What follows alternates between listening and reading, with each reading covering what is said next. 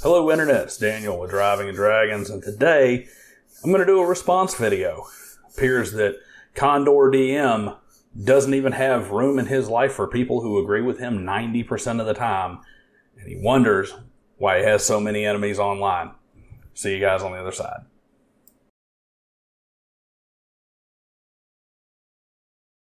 I'm going to open this up first with a little bit about old CondorDM. He spends a lot of time going off on people, other D&D YouTubers mainly, because they don't listen or they argue in bad faith or they say, oh, he hates them and, make it out like it's a personal situation. And sadly, it's just not the case, because as I keep looking, and now as I've had a personal discussion with him on Twitter, it proves he's pretty thin-skinned. He'll put out an absolute, whatever the argument may be, and we'll get to what this one was in a minute.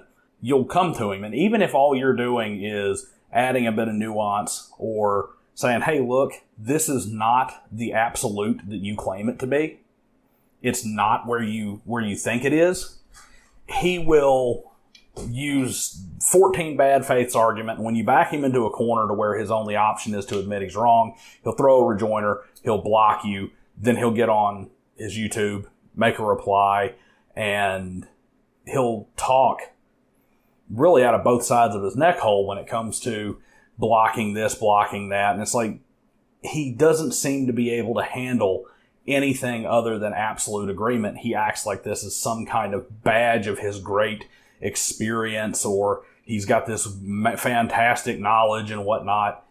And if you don't 100,000% agree with his opinion or with the basis behind a statement he makes as if it's a fact when all it is an opinion, he tends to go off. And I've seen him do it on people who, he'll make a response video to somebody. I'll go watch the video that he's responding to where this guy supposedly came out and had all these problems with him. It's like the people he's responding to really aren't saying much about him other than disagreeing a little bit. And he makes it act like they're just talking down to him. And then he likes to attack people for their experience. And, he'll use the same bad faith argument they do in reverse, where he comes out and he says, oh, they want to say, well, you don't stream your games, so your experience isn't valid. Or, where's your game stream? And I've done all these thousands and thousands of games. But then he'll turn around and say, your point is invalid because I have all this experience and I've run these thousands of public games, and, you've only been the DM for however long and only played hundreds of sessions or whatever. And that tact is just as bad faith an argument and is just as invalid as the one they're using against him. Because neither one of those is correct. It doesn't matter how long you've been a game master, how many sessions you've run, what editions you've run, what games you've run, who you've run for. Those things can give you can be a basis of knowledge. But at the end of the day, a good idea and a good argument is a good idea and a good argument, regardless of whether you've run one session or a million sessions, regardless of whether you've played for just one group of friends or for tons of people in the public eye, or whether or not you've, run professional and got paid for it at your local game shop, or run at conventions, or simply done kitchen tables with tons of homebrew versus rules as written. I do agree with CondorDM on most things, and in this case, I actually was in agreement with him. He got on Twitter and he made the comment, and I wish I could show screenshots and stuff of it, but unfortunately, as I said, he blocked me, so I can only see his responses as they are in my notifications. But he got out and he made the comment that all metagaming is cheating, and it's cheating, period, end of story, there's no exception. I came out and I said, I have to disagree with you on this one. I have to disagree with you on this one because at the end of the day, there's lots of different kinds of metagaming that happen in tabletop role-playing games. We metagame all the time. We metagame when we build a character, when we design a character. We metagame when we adjust certain actions based on, PCs versus NPCs and that sort of thing. We metagame when we make decisions based on rules, information, and probability as opposed to strictly in-game information. There's good metagaming, bad metagaming, and metagaming that's really just kind of a hazard of playing a game. Well, CondorDM, first he wants to come out and say, well, I don't consider it metagaming when it's, has to do with games, rules, information. You know what? Fair. I'd give up that point. I'd let that point sit aside, that when you're saying like, a wizard making his spell list or deciding, what classes you're going to take in a progression as a new character or whatever, these sort of things, which are technically metagaming because that's just the definition of the word. We can go ahead and exclude those. But what's important is anytime you have one of these discussions about whether or not something is or is not, in this case, metagaming, we all have to agree on a definition.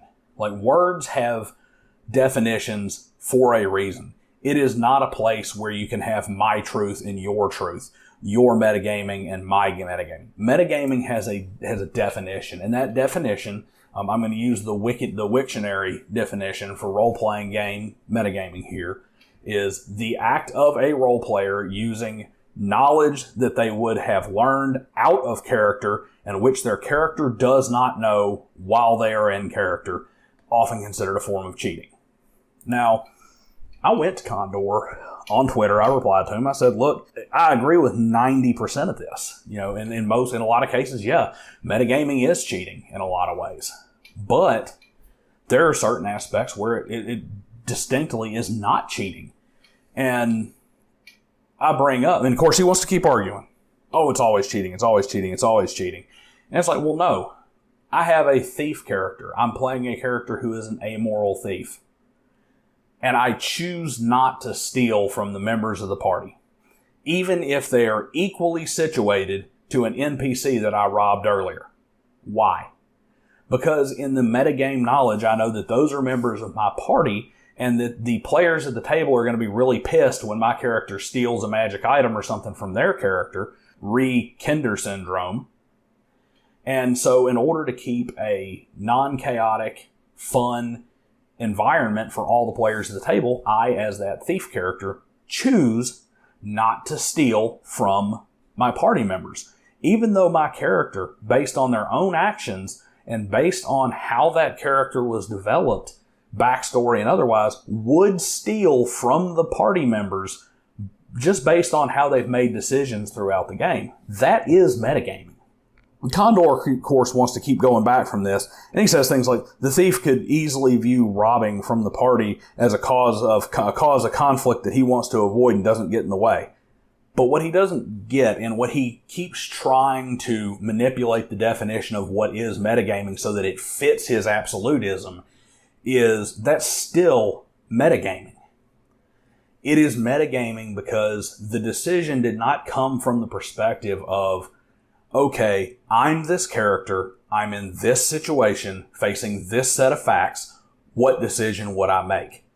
That is an in-character, non-metagaming decision. When the option is, I need to not cause conflict at the table, so how can I justify my character's action in game? That is definitively a form of metagaming. And it is a good form. It's the kind of metagaming you want to have at your table. You want your players saying, hey, I could do this, and chances are my character would, but I'm not going to, and I'll find a way in game to justify it so that I don't upset the boat, cause problems, hurt the party as a whole. I know we got a big bad evil guy coming up and we don't want to take away stuff from the fight because I'm stealing stuff. But that's the whole point. When you look at a role-playing game, if your decision that your character is making is based on anything other than my character has this explicit set of information, this explicit set of observations in game, and would act this way based on backstory, based on previous interactions and things that they've done in game. If you were making a decision based on anything other than that, you are metagaming. Sometimes that's what makes the best game. We do that all the time. We metagame every time we do combat and we start thinking about how we're going to plan things up. And we start thinking about different game rule information. Because when we make a decision that's based entirely on a game rule, like for instance, when I make a decision to do something because I know that I have X pluses and X stuff and I have a X probability to get it done based on a 20-sided die roll, that's all metagaming. I think what it is he gets hung up on an idea of what it is. He runs it out into an absolute. And then when you basically come in and you say, hey, what you're saying precludes different information. In fact, he talks back against himself numerous times in my argument where he'll basically come back and say things. He's really making an action that you cannot justify that your character would do, and that is based on knowledge from the real world that your character would not have. Don't do it or you'll be accused of cheating because you are. Except for every single game, you make numerous decisions that are based on information your character wouldn't have. And they are good player traits to have based on those that have nothing to do with cheating. But he wants to manipulate the definition of metagaming to basically make it always cheating. So you can't have a good faith argument if you can't follow the definition of a word. You can't just change the definition of a word to make yourself right. You can come to him and say, hey, look, man, I get what you're saying.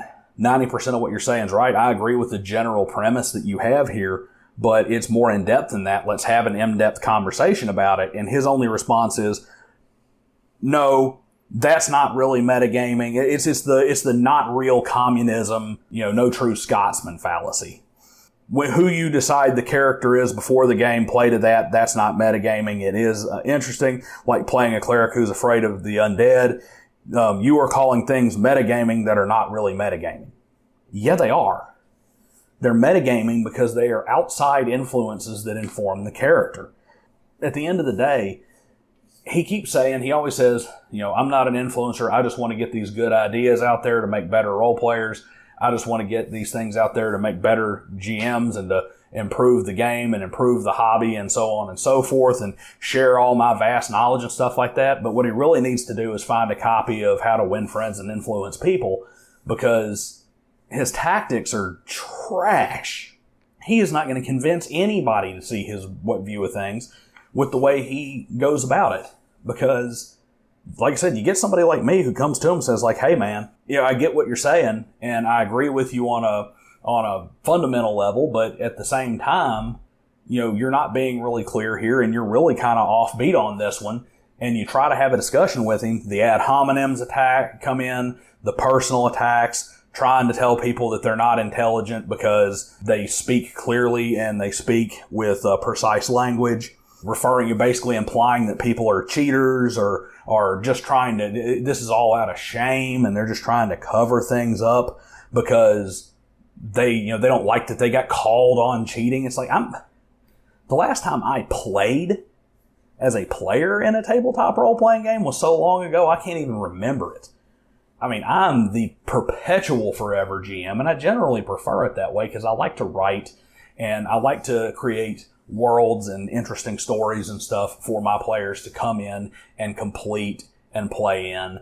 And I like to put the scenarios and see how they come up with them. So I'm generally not a player. I'm generally a GM. So there's a lot of projection there. And I think a lot of it is he's had some beef with some people that cost him a lot on previous iterations of his channel. And he had some spats there, and he's got a massive chip on his shoulder. And this dude is finding offense, or is finding, and I'm sure he'll come back, I'm not offended. Yeah, he is.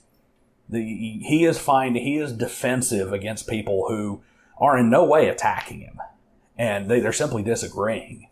And I'm not the only one. Like I said, I've seen it happen numerous times. I've seen the pattern. And then when I approach him and have a relatively calm, fact-based discussing the nuances of a topic that he brought up, simply because it's not 100% in lockstep with his premise, it results in a block and a bunch of ad hom attacks and talking in circles and not really being able to respond to the actual information that's presented. And it's really kind of sad because I think CondorDM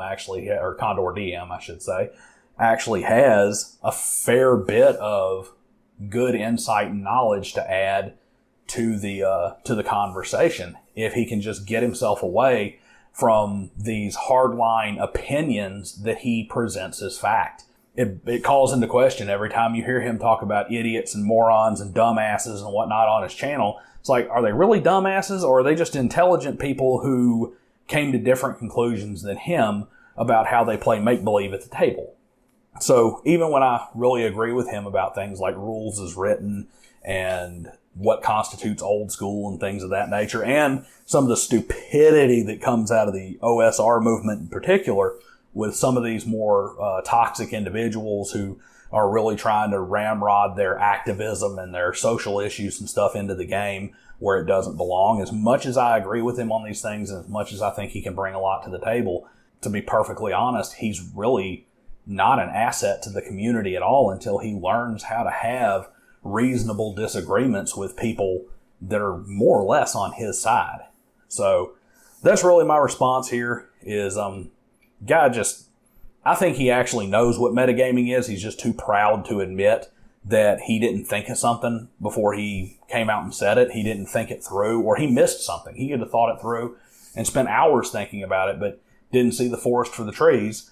And rather than admit that and say, hey, I didn't think about it that way. Well, maybe here's what it is. When I'm talking about metagaming, what I really mean is in these situations, in which case I would have agreed with him 100%. He tries to go back and redefine a term that we've all been using for years as something completely different to make it work for him.